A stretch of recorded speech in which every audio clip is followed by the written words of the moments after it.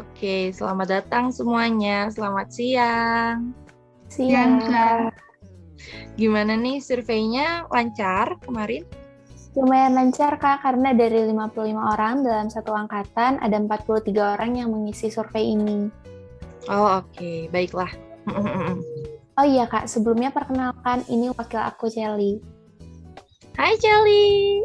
Hai Halo. Kak Andini. Nah, kalau sudah berkenalan, apakah kita boleh langsung membahas terkait hasil surveinya, Kak? Boleh banget, yuk. Langsung aja. Oke. Nah Kak, untuk hasil surveinya aku segera kirimkan di line ya. Jadi sambil aku bahas, Kak Andin bisa lihat juga hasil datanya. Oke, udah diterima ini. Thank you. Nah, jadi berdasarkan survei, kami melihat bahwa training ini dibutuhkan untuk kakak-kakak di kelas 12, karena mereka akan menghadapi dunia baru, yaitu dunia perkuliahan. Karena berdasarkan survei, kakak-kakak ini masih merasa insecure dengan dirinya.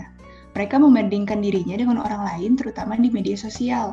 Dan hampir setengahnya dari total responden itu kebingungan untuk mengidentifikasi kekurangan dan kelebihan diri yang dimiliki. Seperti itu, Kak.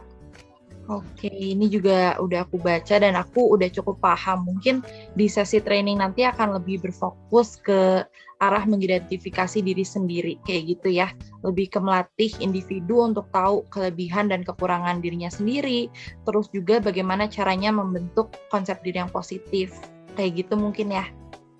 Iya, betul, Kak. Aku pun merasa seperti itu. Jadi, kita akan melatih dulu kakak-kakak untuk mampu mengenali dirinya, bagaimana cara membangun konsep diri yang positif, dan bagaimana cara mempertahankannya. Oke, clear kalau gitu tujuannya. Nanti untuk surat kerja sama resminya akan kami kirim by email ya, Kak. Oke, Shan dan Chel, thank you so much loh untuk opportunity-nya.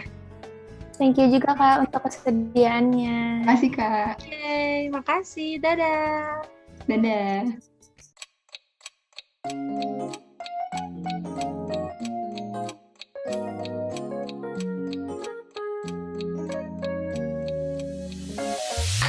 Selamat pagi teman-teman, semoga semuanya berada dalam keadaan yang baik ya, agar siap untuk mengikuti training Let Yourself Define You secara maksimal. Sekarang, yuk berkenalan terlebih dahulu dengan semua trainer yang akan menemani teman-teman selama 2 hari ke depan.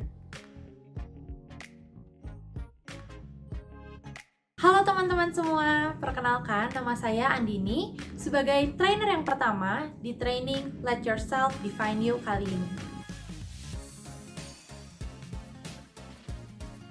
Halo teman-teman, perkenalkan nama saya Regin selaku trainer kedua pada training hari ini.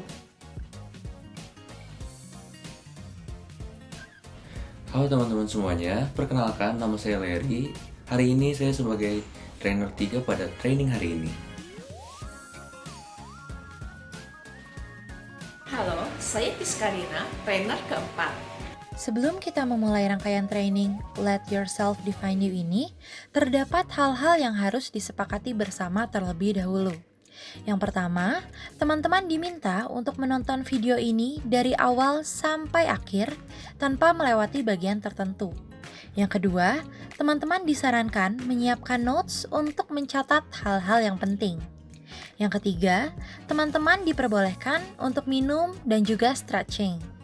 Dan yang terakhir, apabila teman-teman memiliki pertanyaan, silakan tulis di kolom comments atau personal chat trainer yang bersangkutan. Hari ini kita akan membahas mengenai self-concept dengan 7 subtopik. Yang pertama adalah definisi dari self-concept. Yang kedua, karakteristik dari self-concept. Yang ketiga, mengapa self-concept merupakan suatu hal yang penting. Yang keempat, faktor-faktor yang mempengaruhi self-concept. Yang kelima, bagaimana cara membangun self-concept yang positif. Yang keenam, cara mempertahankan self-concept yang positif. Dan yang terakhir, yang ketujuh adalah cara untuk menampilkan diri secara baik di depan umum. Jadi, yuk simak materinya. Halo teman-teman dari SMA Gagas Ceria semua. Semoga semuanya berada dalam keadaan yang sehat, baik secara fisik maupun secara mental ya. Sebelumnya, kami selaku trainer pada training kali ini ingin mengucapkan banyak-banyak terima kasih kepada teman-teman yang sudah mengikuti training Let Yourself Define You ini. Rangkaian training akan terbagi ke dalam 2 hari, di mana hari yang pertama kita akan sama-sama menyimak penyampaian materi melalui video di YouTube, dan di hari kedua kita akan berinteraksi melalui platform Zoom secara virtual. Dan teman-teman sangat dipersilahkan untuk bertanya maupun mengeksplor informasi dari sumber lain yang relevan atau berkaitan dengan topik training kita pada kali ini. Sebelum teman-teman mendengarkan materinya, saya akan menyampaikan jargon yang berlaku untuk rangkaian acara training Let Yourself Define You. Jargonnya adalah ketika saya menyampaikan Know Yourself, teman-teman harus menjawab dengan Define Yourself. Seperti itu ya. Jadi jangan lupa sampaikan dengan penuh semangat, wajah yang ceria, dan juga gerakannya. Oke, sekarang kita coba yang pertama, akan dibantu dari teman-teman panitia. Know yourself. Define yourself. Oke, seperti itu ya teman-teman. Yuk kita jargon biar lebih semangat. Know yourself. Oke teman-teman, kalau sudah pada semangat, mari kita langsung membahas ke materi yang pertama di video kali ini. Pertama-tama, mari kita menjawab pertanyaan yang paling mendasar, yaitu apa itu self-concept? Jadi, menurut Bailey, self-concept adalah bagaimana cara kita melihat perilaku kita, kemampuan kita, dan karakteristik unik yang dimiliki. Sementara menurut Sandrock, self-concept adalah evaluasi dari domain spesifik yang dimiliki individu. Contoh domainnya apa saja sih? Yang pertama, ada domain akademis. Yang kedua, ada domain sosial. Yang ketiga, ada domain penampilan. Dan yang keempat, ada domain fisik. Nah, teman-teman, self-concept ini juga mengandung kepercayaan atau belief terhadap diri kita sendiri. Seperti contohnya, saya merupakan pendengar yang baik.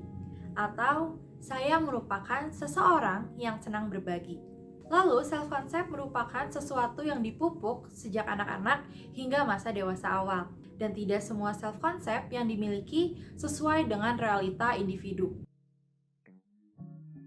Setelah kita mengetahui definisi dari self-concept, sekarang saya akan memberitahu mengenai 5 karakteristik dari self-concept. Yang pertama, self-concept bersifat unik pada setiap diri individu.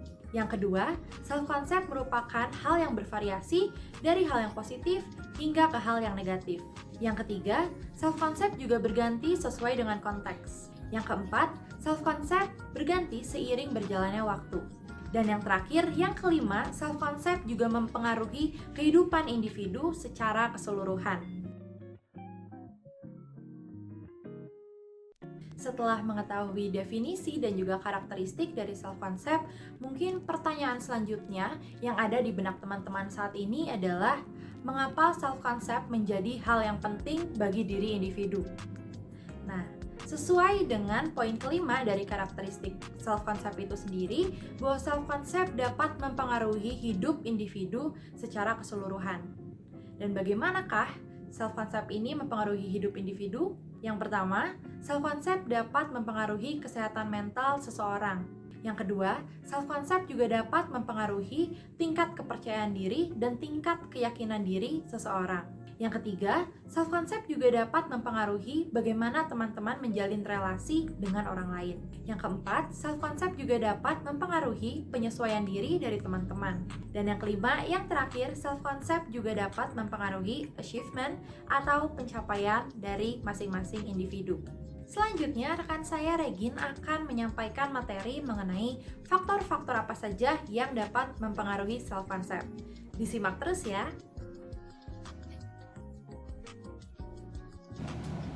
Melanjutkan materi mengenai self-concept, sekarang kita akan membahas mengenai faktor personal yang dapat berpengaruh terhadap self-concept.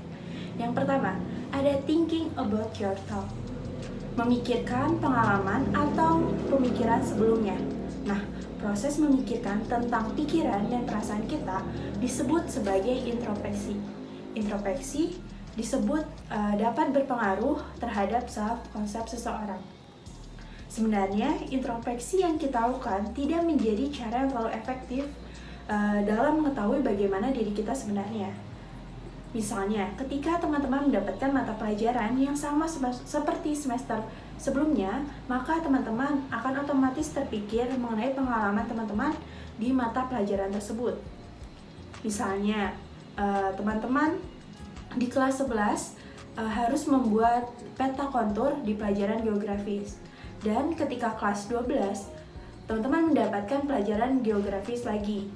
Teman-teman akan memikirkan pengalaman itu kembali, yang mana pengalaman tersebut dapat menyenangkan bagi sebagian orang dan juga dapat melelahkan bagi sebagian orang lainnya.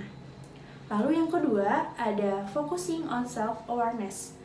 Apabila kita menghayati bahwa diri kita sangat tidak sesuai dengan standar yang telah kita tetapkan pada diri kita sendiri atau ideal self, kita akan memiliki pandangan yang kurang baik terhadap diri kita sendiri.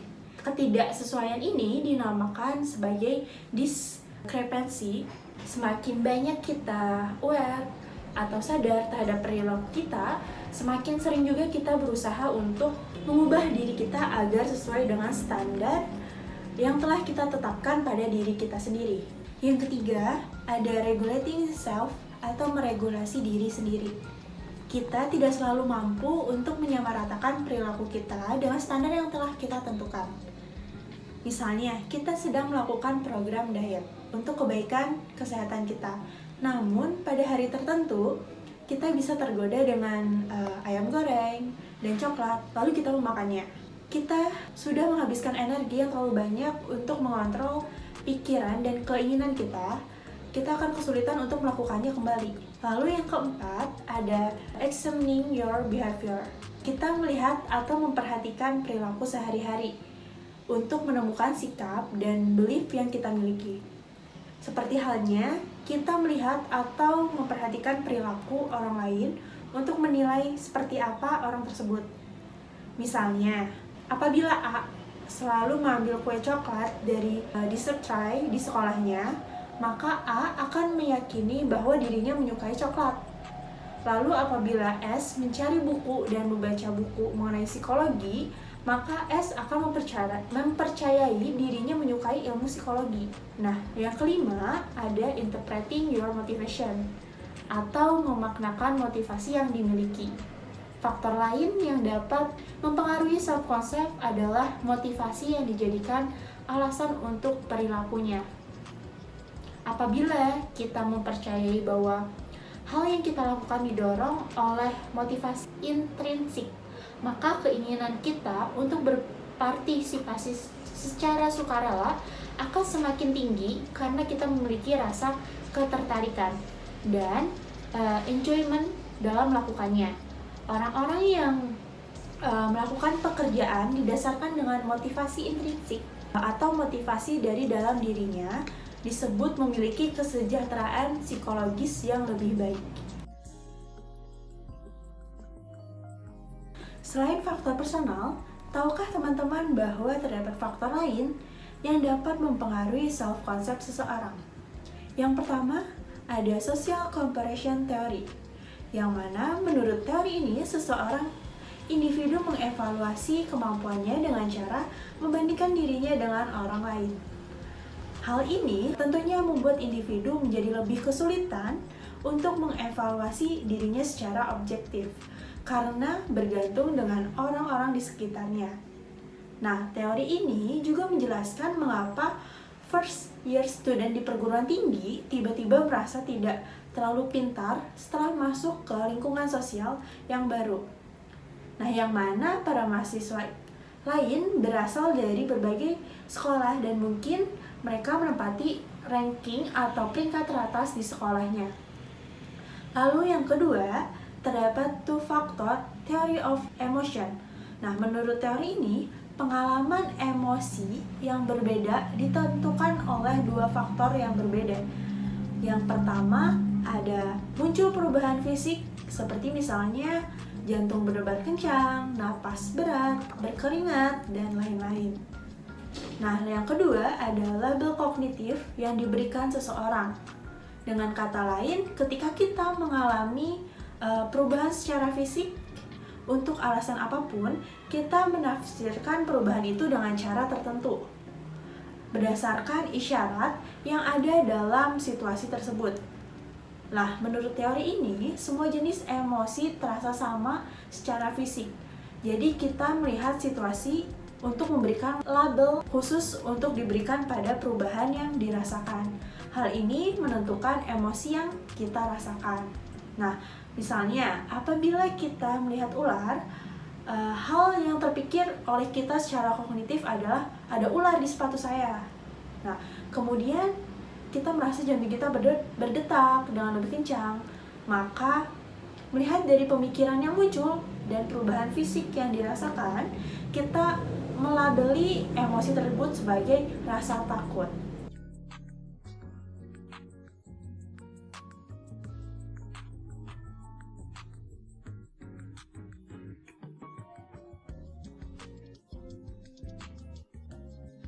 Ya, setelah mendengarkan penjelasan mengenai self-concept dan faktor-faktornya, sekarang saya akan menjelaskan bagaimana cara teman-teman semua agar dapat membangun self-concept yang positif. Nah, perlu diketahui bahwa pembentukan self-concept yang positif itu sangatlah penting untuk kita. Mengapa demikian? Karena cara kita melihat diri kita ini akan berpengaruh terhadap bagaimana cara kita nantinya menjalani kehidupan kita dan menghadapi tantangan yang akan kita hadapi ke depannya. Nah, menurut Z. Herford dari University of Worcester, terdapat 3 komponen untuk membangun self-concept yang positif. Komponen yang pertama adalah know yourself. Nah, di sini teman-teman harus mengetahui apa itu kelebihan teman-teman, bakat, potensi yang teman-teman miliki, di mana hal tersebut merupakan hal yang sangat penting untuk seorang individu agar dapat menggunakan kelebihan tersebut secara positif dan akan berdampak baik entah itu untuk diri kita sendiri ataupun untuk lingkungan masyarakat. Selain itu, kita tidak hanya harus menyadari atau mengetahui kelebihan yang kita punya, melainkan kita pun harus mengetahui, menyadari ataupun mengevaluasi kekurangan yang kita miliki. Mengapa kita harus mengevaluasinya juga? Karena tidak selamanya kekurangan yang kita miliki sekarang ini akan menjadi kekurangan di masa kedepannya. Yang kedua, love yourself. Love yourself udah kayak lagu Justin Bieber aja. Enggak, maksudnya apa sih love yourself ini? Maksudnya adalah di sini kita harus mencintai diri sendiri terlebih dahulu dengan cara kita menerima kelebihan dan kekurangan yang kita miliki. Bukan merasa diri ini sempurna, karena pada umumnya nggak ada kan manusia yang sempurna. Nah, maka dari itu kita harus menerima terlebih dahulu kelebihan dan kekurangan. Dan di situ kita dapat mengembangkan diri kita secara lebih baik lagi dan dapat memperbaiki hal-hal yang perlu diperbaiki. Yang ketiga yaitu be true to yourself. Nah, di sini ketika teman-teman semua udah memiliki kemampuan untuk menerima diri teman-teman, baik itu kelebihan ataupun kekurangan teman-teman semua, nah teman-teman akan memiliki kemampuan untuk lebih jujur terhadap diri sendiri tentang siapa diri teman-teman tersebut atau keberhargaan dari diri teman-teman. Nah, tentunya semuanya itu butuh proses dan usaha yang konsisten. Butuh proses untuk mengetahui dan memahami diri sendiri terlebih dahulu sebelum teman-teman semua dapat menerima diri seutuhnya dan bersikap jujur terhadap apa yang dirasakan oleh teman-teman semuanya. Nah, setelah teman-teman semua telah mendengarkan tadi bagaimana caranya teman-teman semua membangun self-concept yang positif, sekarang tentunya kita akan menjelaskan juga bagaimana cara teman-teman mempertahankannya. Karena tidak mungkin dong kalau udah dibangun terus kalau nggak dipertahanin untuk apa ya kan? Nah, sekarang terdapat cara-cara untuk mempertahankan self-concept yang positif. Yang pertama adalah self-serving bias. Nah, di sini merupakan kecenderungan untuk salah mengingat peristiwa ke arah tertentu adalah merupakan salah satu cara ataupun strategi yang digunakan orang untuk merasa nyaman dengan dirinya sendiri mengenai self-concept-nya yang sudah dibentuk. Yang kedua adalah self-serving beliefs. Nah, di sini individu juga akan mempertahankan konsep diri mereka yang positif dengan melihat diri mereka bahwa mereka akan lebih mungkin mengalami peristiwa yang lebih baik dibandingkan orang lain. Begitu juga sebaliknya, mereka akan merasa kecil kemungkinan mereka akan mendapatkan peristiwa yang buruk dibandingkan dengan orang lain. Nah, biasanya fenomena tersebut bisa juga disebut sebagai unrealistic optimism, di mana mereka akan memandang diri mereka sebagai orang yang lebih baik daripada rata-rata. Entah itu di berbagai dimensi, seperti ciri kepribadian yang lebih positif misalnya, entah mereka merasa lebih jujur, atau mungkin lebih cerdas, merasa lebih dewasa, ataupun mengalami hubungan yang lebih baik, dan tidak terlalu beresiko dalam mengalami peristiwa-peristiwa negatif. Yang ketiga adalah self-serving comparison. Nah, di sini biasanya orang-orang dapat menggunakan strategi ini untuk mempertahankan konsep diri mereka yang positif secara strategis dengan mengaitkan diri mereka dengan orang-orang yang sukses. Nah, biasanya fenomena ini disebut sebagai basking in reflected glory atau dapat disingkat sebagai beerging. Nah, beerging ini sendiri di mana individu mengasosiasikan diri mereka dengan orang-orang sukses lainnya dengan tujuan meningkatkan self-worth mereka atau keberhargaan diri mereka. Biasanya juga orang-orang secara strategis membuat hubungan antara diri mereka dengan hasil yang baik, namun menjauhkan dengan hasil yang kurang baik atau hasil yang buruk. Yang keempat adalah self-serving behaviors. Nah, karena keinginan kita untuk merasa nyaman dengan diri kita sendiri, kita seringkali menggunakan strategi untuk membantu mempertahankan pandangan diri kita yang positif. Nah, salah satu strateginya adalah self-handicapping. Nah, self-handicapping ini apa sih? Self-handicapping ini adalah strategi di mana menciptakan suatu rintangan untuk mencapai suatu kesuksesan, namun untuk potensi kegagalan dapat disalahkan pada faktor-faktor eksternal dan sebagai lawan dari ciri-ciri internal. Nah, maksudnya apa sih? Maksudnya ketika kita mendapatkan hasil yang buruk, kita akan condong menyalahkan faktor-faktor eksternal. Seperti contohnya, baru belajar tadi malam, padahal besok udah ujian, dan kita menyalahkan, oh nggak belajar, ataupun oh baru kemarin belajar makanya dapat nilai yang kurang baik. Dan ketika kita dapat nilai yang bagus, kita akan merasa bahwa memang itulah kemampuan kita gitu, padahal belum tentu. Contohnya seperti itu. Teman-teman, sebelum kita melanjutkan ke materi selanjutnya, kita jargon dulu yuk biar lebih semangat. Oke? Know yourself. Oke, teman-teman, sekali lagi ya. Know yourself. Yeay, oke kalau gitu. Terima kasih teman-teman untuk partisipasinya. Silahkan menyimak materi selanjutnya. Halo, saya Fiskarina, trainer keempat. Tadi teman-teman sudah mendengarkan penjelasan rekan saya tentang makna self-concept, faktor yang mempengaruhi self-concept, dan komponen utama memiliki self-concept yang sehat. Nah, ketika teman-teman sudah memiliki self-concept yang positif, teman-teman diharapkan dapat menampilkan diri secara baik di depan umum. Nah, bagaimana sih cara menampilkan diri dengan baik di depan umum? Hal tersebut dikenal dengan self-presentation. Yuk kita simak 3 strategi yang dapat dilakukan untuk melakukan self-presentation.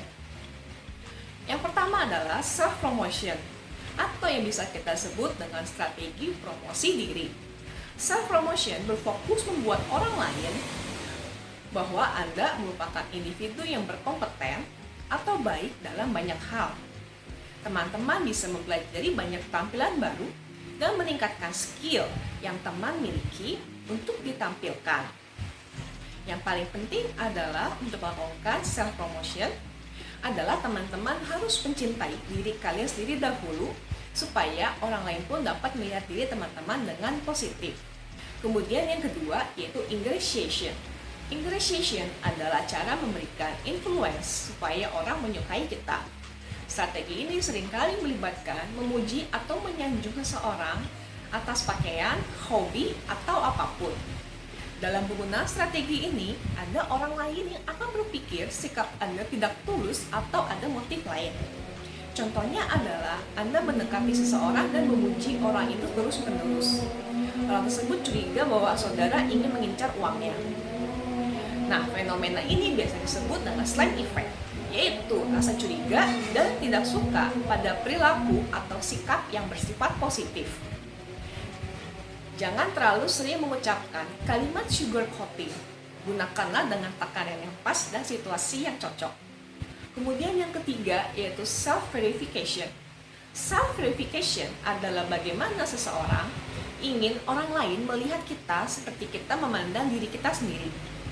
Jika kita memandang diri kita sendiri secara positif, kita ingin orang lain melihat kita seperti ini. Begitupun sebaliknya. Self-verification ini membuat kita lebih memilih untuk berinteraksi dengan orang-orang yang melihat kita seperti kita melihat diri kita sendiri. Begitupun dalam kasus di mana kita melihat diri kita sendiri secara negatif. Untuk mereview materi yang sudah dipelajari hari ini, yuk jawab 4 pertanyaan ini di comment section. Pertanyaan yang pertama adalah, apa arti dari self-concept? Yang kedua, mengapa self-concept itu penting bagi kita? Yang ketiga, bagaimana cara membentuk self-concept yang positif?